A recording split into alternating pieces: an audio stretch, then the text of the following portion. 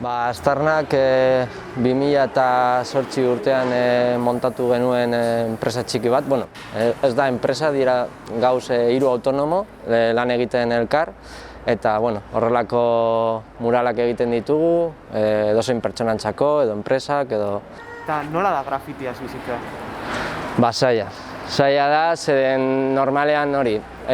Jendeak dauka bere buruan, grafitia bakarrik dela kalean ikusten duen firmak eta hori, lan gutxiko artistak eta baina ez da egia, azkenean kalean margosten duena permiso gabe, ez dauka ia denborarik zeo zer ondo egiteko eta hori, ikusi dezakezuenez, denbora daukagunean gauza politak egin dizakegu. Ez da berdina Bellas Artes ikastea edo kalean ikastea margosten. Guk adibidez kalean margosten ikasi dugu, nik ingeniaria naiz, ez dauka zer ikusirik.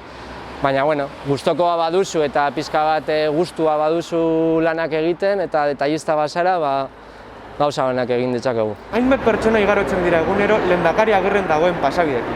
Aztarnak kolektiboari esker, igaroldi hau koloretsuagoa izango da. Basaurin, kultura hau hobetzeko eta handitzeko, orain dela 9 urte hasi genuen egiten Urban Festa, eta hau jorratzeko deitzen dugu beti Bizkaia leku guztietako jendea, bebai etortzen da Malagatik, Sevilla, Madril, eta pizkanaka, adibidez Basauriko jendea gehiago nahi du grafitiak ikustea bere kaleetan, eta azkenean da denboraz jendea konbentzitzea.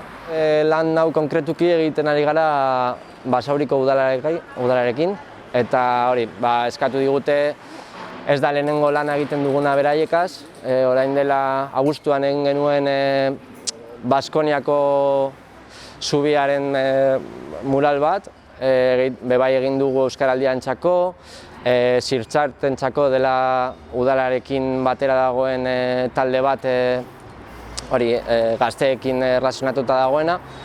Eta mural hau apartez, beste aldea bebai egin behar dugu, hau 24 metro ditu luzeraz, baina beste 50 metro, orduan egongo gara oraindik egun asko hemen lanean. Urte honetan genuen proiektu oso polita, deitu ziguten Bilboko funikularretik mural bat egiteko, egin genuen diseinu guztiak eta, baina COVID-arekin gelditu behar izan dute, zen orain ez dau jende asko funikularra erabiltzen eta desiditu zuten moztea eta gero segurazki hurrengo urtean egingo dugu funikularra. Hori da proiektu handi bat, bebai Arrigorriagako udalarekin bebai egin ditugu hainbat mural eta beste batzuk ditugu egiteko.